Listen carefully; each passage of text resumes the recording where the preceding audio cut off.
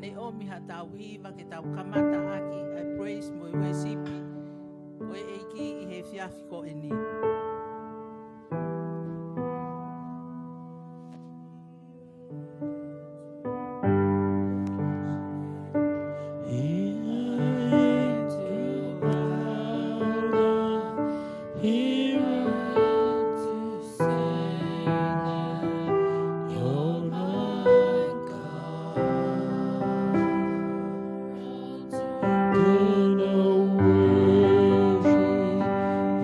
To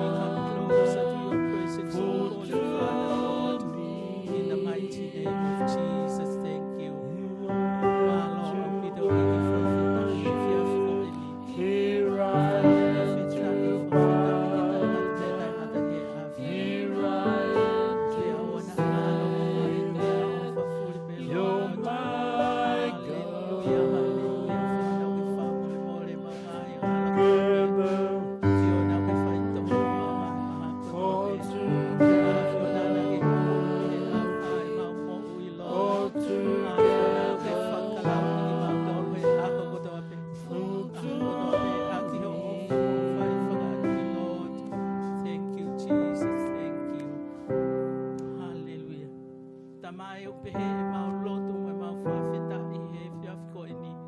Ki ho a whio e mau ilo koe o tua lele lahi a whiona. Koe o tua koe o mei ai ho mau whakamo ui. Nau mau haua ki ho ao he hoa koe ni mo I loto whawheta.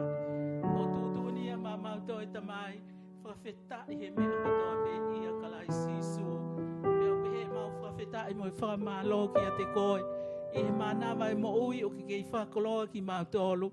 Ke mau lava mai he whiawhiko ni ke whakakato. Ai ngā ue koe toka tūtuni ma mau tolu ke mau whai. Ke ta laki pe ai kōsperi o e awhiona. Ko lotu ia e whiawhiko ni. O miha iwi ha mālohi ha ke lesi. Empower ki mau tolu pa ke ha ere mai loa to lea I ho wholofola he whiawhiko e ni. A me awhiona e mo oni ho wholofola pa ke tuhi fo mālohi kotoa pe. O e pure anga e whakapouri he nau wha unu mai ke whakauke tau. Ki ho mau loto he taimi o mau whakawhanongo ai ki o wholofola. Kai tuke I kunai e wholofola ho mau loto. Kai langi I atoko tahape ai awhiona. Tā puaka ki nau tolu kotoa pe e whakata ho lau mari e maoni oni ke nau mea mai. Ki he polokalama koe ni e ki tuke mau kaunga I nas kotoa pe. Me ho mo oni mo wholofola. Pea ke kuna kotoa ho mau loto he wholofola kai langi ia pe ai awhiona e tamai. I e huafa pe ho alo ko sisu kalaisi ka koho mau whakamo ui. Amen, amen. Whawheta. Ka ki wholofola tuku e he lau mari e o tua I hoku lau mari e. Ke uwhai mea hatau ki I vahe. Watau ki poupou wha lau mari e I he whiawhiko e ni. O kuhaia I he tohi, I piseri a paula ki he kakai o kolose. Ua e vahe, ula ke vesi.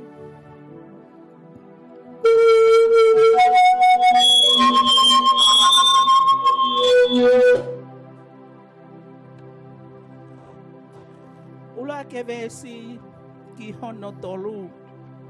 Ai au pehe ai wholofola. He wau loto ke mou mea I ai fuulahi o e whewha uhi o mou whai ko uhi ko ki mou tolu. Mo e kainga I reo tisia. Io a ki mou tolu kotoa pe, ko te eki ke mamata ki hoku mata whakasino. A eku wheinga ke fie mari e ho mou loto, e whetūtū taki ki mou tolu.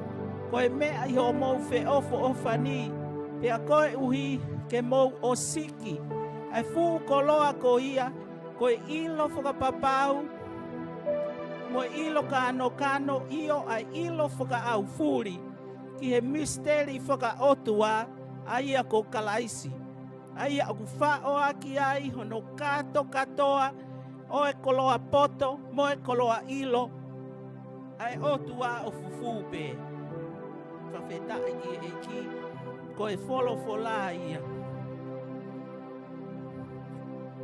Kai haki ka veinga ko whotu ke ne tataki tau tolu. I he wholofola ko e ni o pehe. Ko e misteri ai otua ko kalaisi. Pe au ku whao aki ai poto ko toa pe. Mo e ilo ko toa pe o fufu. Fufu pe I a kalaisi isu. E ipseri ko e ni pe mo I vahe ua kolose ko fi o mai haki kini ki a te tau tolu e whiawhi ko e ni. Ai tohi ai apostolo ki e kainga lotu ko e ni. Pe ne whakakau mai ai mo e kainga lotu na nau tuu vā ofi pe. I he wheitu ko e ni ai a koe siasi ko e o leo tisia. Pe a koe kawen hene ipseri ki he ongo siasi ko e ni. A ene wheinga ka ki naua mo ne tala to tonu ki a te ki naua. A ene whewha uhi. Pea koe whewha uhi, koe uhinga ia a paula ki ai, a ene lotu. Tuku he otu ai mawhasia hono loto, kene lotu mai o siasi koe ni. Ko hie koe tahi mieni o kauwhaia ko hala, o e wholofola. Na nau ngā unu mai ke nau hanga, o heki pe na hanga hipai, ai tutu uni mo oni pea moe, mo oni koe o kōsperi o eiko sisu kalaisi. Ke he ai e kakai I he ngahi, me hala ia o makehe ia, Mo kosperi to tonu koe o ku malanga e paula ki he kakai. Pea tuongai e ne lea ki he kakai mo siasi ko e ni. E ku ke mou ilo. Ko ne hanga ai ko let them know a ene fefa uhui. I he taimi kotoa pe, i he aho moi po. I he tuku he lau maari e ki i honoloto. Ai mafasia ki a te ia ke ne hufia. Pane lo tua si kakai ko ni. Ke ua na nau he me he kosperi to tonu o eiki ko sisu kalaisi. Pea ne hanga i ho whakahe a ki a teki nau tolu. I he ene ipseri ko e ni. Ko e kainga lotu ko ni o nau nofo merino pe. O nau nofo fe ofo o fani pe. O nau kei ofa pe ki he eiki. Ka ko ene nai ki a teki nau toko hui. Ko ngahi tutu ni whakahala. O ku alu holo. Pea moki nau tolu. Ai kau whai ako hala. O nau ave holo. Ke we e mo oni o kosperi o sisu kalaisi. Whawhetai pane angia e fwoi. Whalato lahi ko ni ka te inau tolu. O kou lau e wholofolape ko e anga whukia. O hono liliu ko e ki he rea whakatonga e toko taha ko ni he pāki a mori toni. O ne pehe ko ene whakamu ko e ka te inau tolu. Ke nau ilo whakapapau. Mea nau ilo kano. Mea nau ilo whakaau furi. Whakawhetai ki he eiki. Ke whakapapau i ho nau loto. Ai mo oni o kosperi ko sisu kalaisi. Ke nau ilo pa whakapapau i ho nau loto. E nau tui. O ku nau tu umau he kosperi mo oni o sisu kalaisi. Pea ke nau ilo kano. Koe foi lea koe ni koe ilo kano. Koe nau ilo whakaiki. Ki i me a kotoa pe whikau aki me kosperi to tonu wana ne malangai. Ilo kano ki ai. Whakaiki e me a kotoa pe oi mo on. Oi kosperi o sisu kalaisi. Pea i kaingatai ke nau ilo whakaau furi. Ke nau ilo whakaau furi. Ai mo mona koe kosperi. O ku hanga he otua. O wha o katoa ia i he ene misteri. O sisu kalaisi koe misteri ia ai otua. Peka pau te tau sio ke fo ilea koe misteri. Kainga tui kotoa veo ke mea mai. Koe mea oku whakarilo.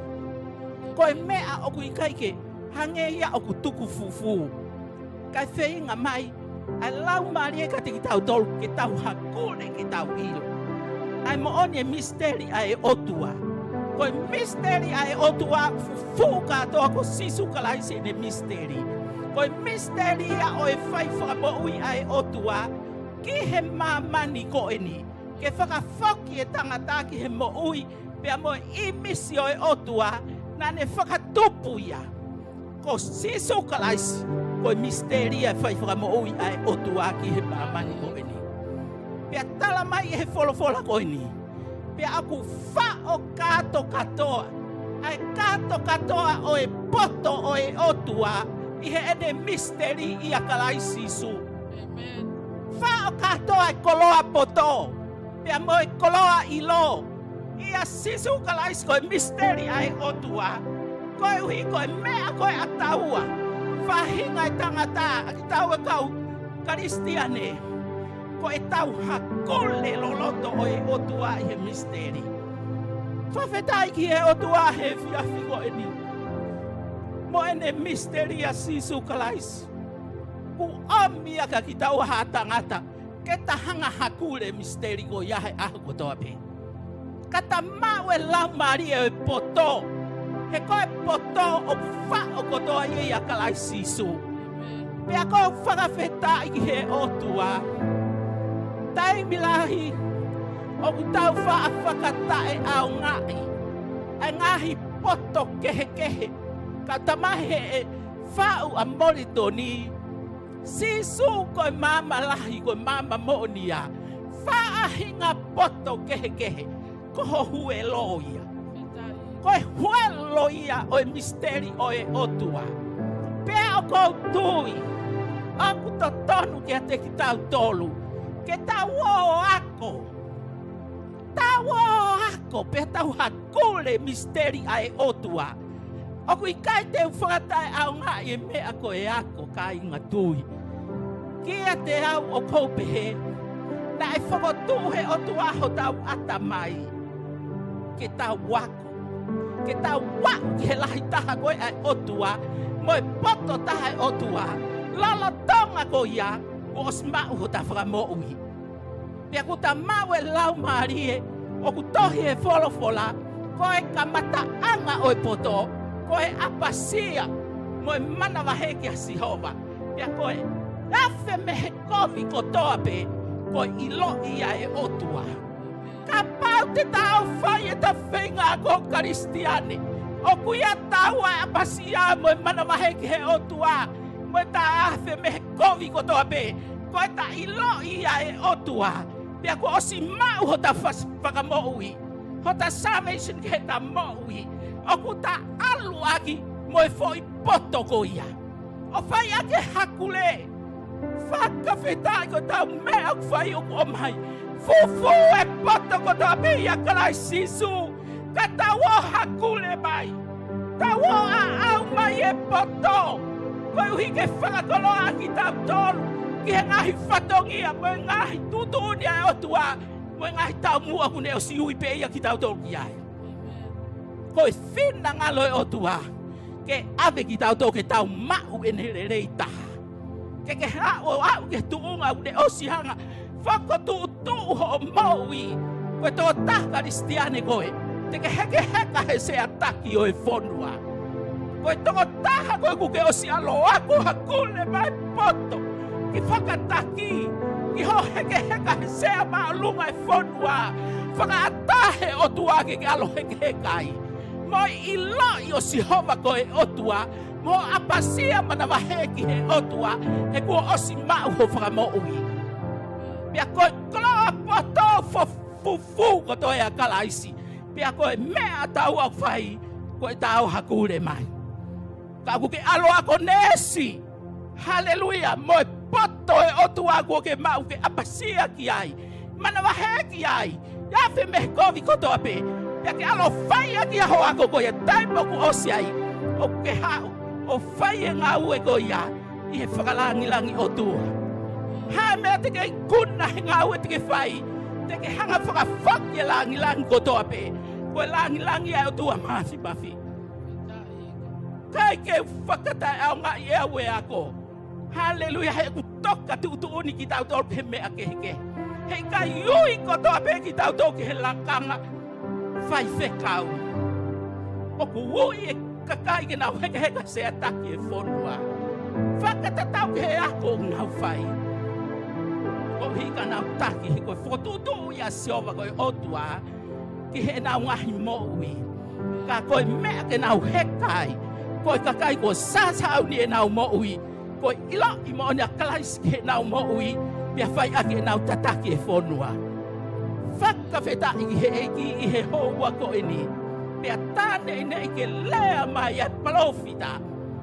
A sere mai ake tau to he pōko e ni. Lea ia Sihova ko e otua.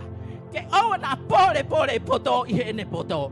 Pia aua nā pore mafi i he ene mālohi.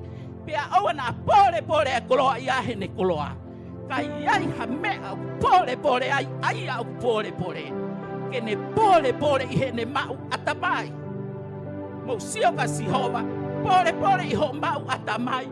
Mo o ilo au Sihova ko e otua. O kou whai mesi, pia kou whai whakonisto utone, pia kou whai toton i mamani katoa. Ko hoku mamanaia, ko hoku manakoia, o Sihova ia mitai hamai. Haleluia, whakawhetai he eiki. Whakaloto lahi ho whanau ke na o ako. Ki he tau potu tahte na wala lava.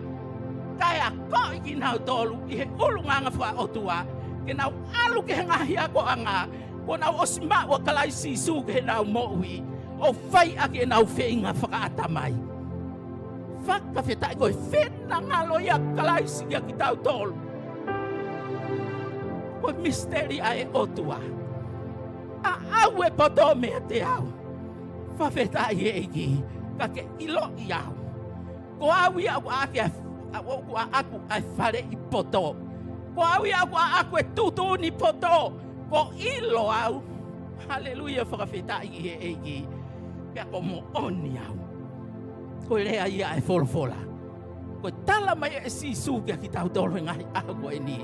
Mo oha kole poto. Ka mo ilo ko au ia tutu uni poto. Ko au ia whare i poto. Ko au ia ilo. Ko au ia mawhai. Whawhita i he eiki. Pea mo e ongo mo kolo a koe me angato ia aku sisu. Whawhita i he eiki he hoa ko e ni. Pea i kai ngatai. Ko e wahe koloa tu whaholo. Ko au ia ko whai. Ko au si ho me taha mai ko au ko whai mea ko ia. Pea mo sio ki ai ko e misteria ai otua. Fou ia kalai sisu ke tau hakole. Haleluya whakawhetai. Ke tau hanga mau mai me iai. Ai koloa poto mo koloa ilo. Pea tau whakale kesia. I he tau mo uhi. Koe uhi, koe ngahi whatongi a ko o stoka tutu ni ko he otua ki ai. Te ke tan pou e mamani ko e ni. Haleluya, koe mawhai ki he ilo. Mawhai ki he poto. Kato ia kalai sisu. Ko mea ko alu ki ai o kore ki ai. Omi a teu alo ako toki tā. Haleluya, whakawhetai. Teu alo ako toki tā sino. Ke hoa o tokoni ki he kakai e whonua. Haleluya, pake hao heka ke he sea ko ia. O sasau ni ho mo ui ke whatongi ia. Ko sisu o ne tataki o kule ki he ngā ue. O kuke whai. Whakawhetai ki he eiki. Pake alo ako ke mau ho master. I he biblical studies. O hao ia mangai to tonu e wholwhola e otua. Whawhetai ki he eiki. Taimilai o kau malangai aki pe mea pe ia ko tau whakau kau ia. Au ke taimi o kau ita ki hata. O kau tau mai ha foi wholwhola. O tau malanga aki a kono tā aki a kakai. Kai ki pe he wholwhola e ai otua. Whakawhetai ki he eiki o kuiai. Ngahi mea to tonu e wholwhola e otua te ke alo ako ki ai. Pake hata taki aki e kakai. Ki he mo oni e wholwhola ai otua.